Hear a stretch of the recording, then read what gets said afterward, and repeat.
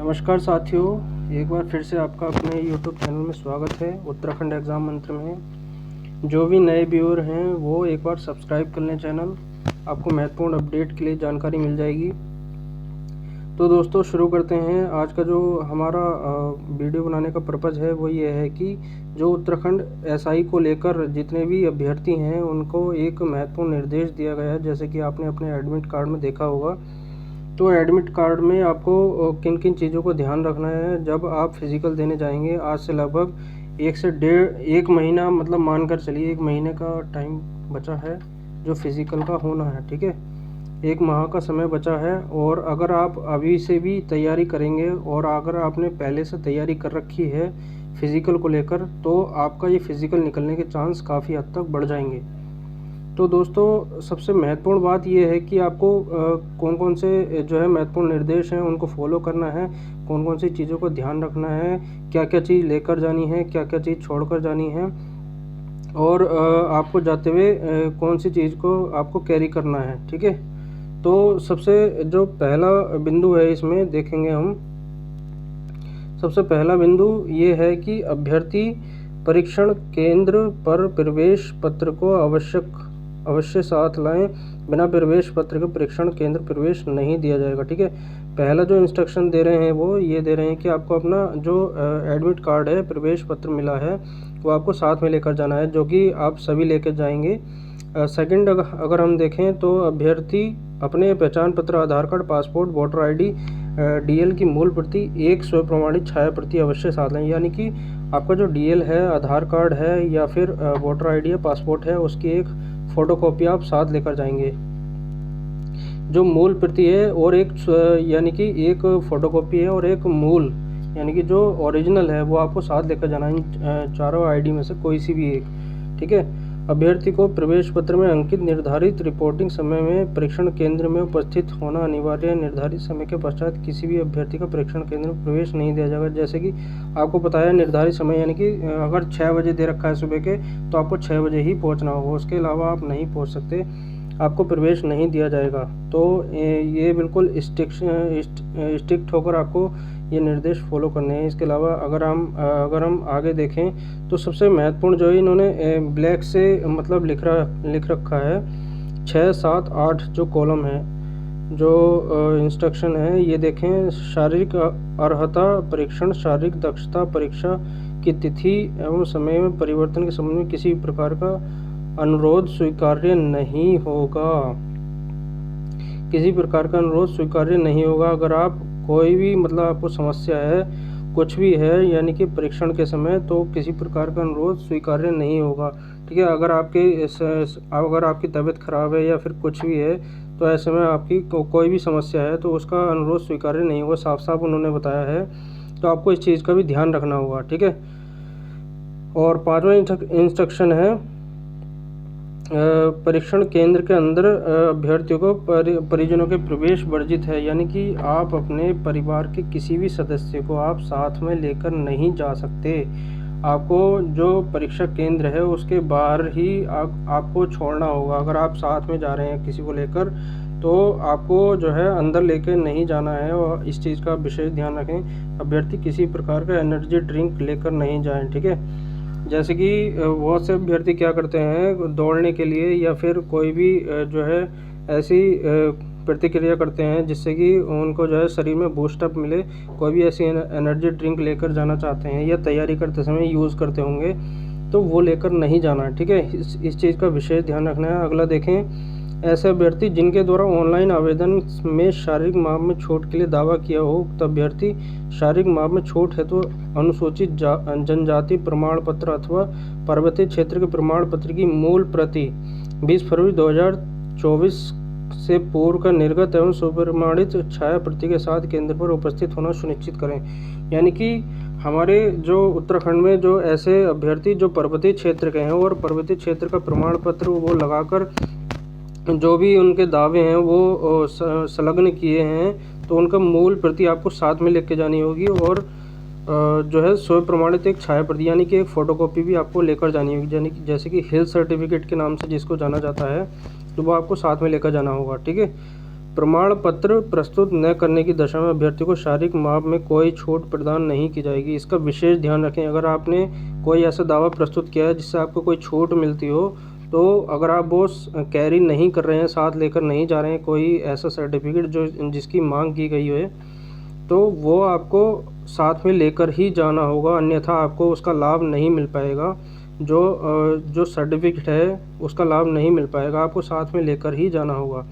ठीक है। अगर आप कोई भी डॉक्यूमेंट लेके जा रहे हैं तो सबसे पहली बात ये ध्यान रखेंगे कि आप उसकी एक फ़ोटोकॉपी, यानी कि जो फ़ोटोकॉपी है वो लेकर ही जानी होगी।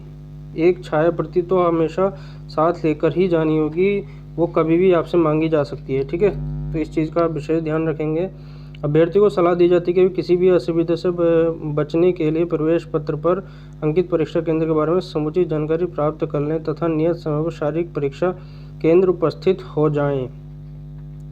उपस्थित हो जाएं। आप इस चीज़ का भी ध्यान रखें कि अगर आपके जो है एडमिट कार्ड पर ये लिखा है कि मेरा एग्ज़ाम सेंटर जो है इस वाली रोड पर है और इस परीक्षा केंद्र पर है, तो आपको ये बिल्कुल सुनिश्चित करना होगा कि मुझे उक्त समय पे उक्त परीक्षा केंद्र पर पहुंचना है और समय अनुसार पहुंचना है। समय से पहले ही पहुंचना बिल्कुल जो है सटीक रहेगा। इस चीज़ का आपको विशेष ध्यान रखना है।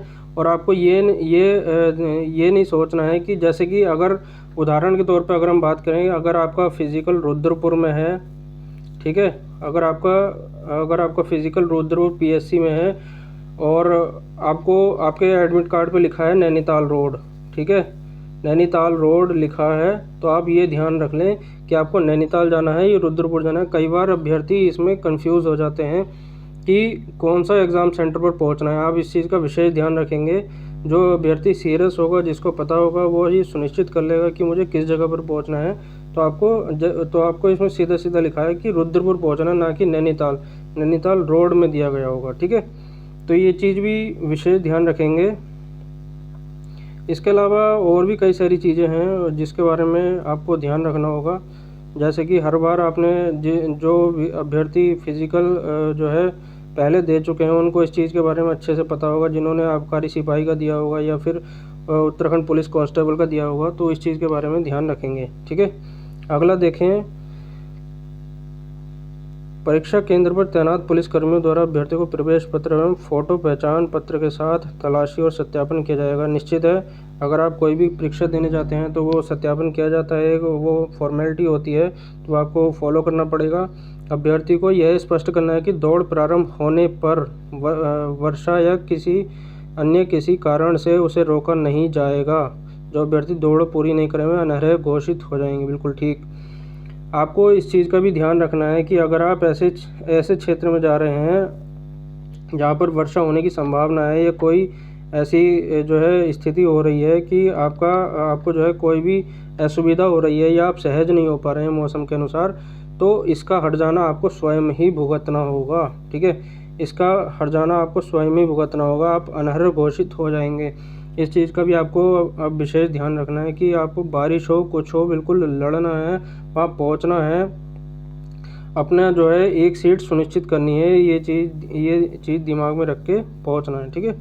इसके अलावा अगला अगर हम देखें, अभ्यर्थी को यह स्पष्ट करना है कि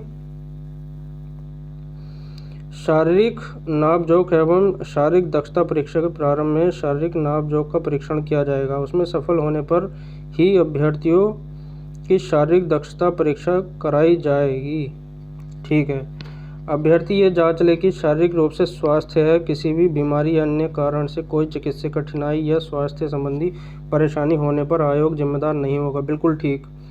अगर आपको कोई भी समस्या है, आपको कोई बीमारी है या फिर कोई आप स्वास्थ्य से जो है वंचित हैं या फिर आपको स्वास्थ्य लाभ नहीं हो पा रहा है, तो इसके रिगार्डिंग जो है आयोग ने साफ साफ कह दिया है कि इसकी जो है जिम्मेदारी आपकी होगी, अभ्यर्थी की होगी। ठीक है।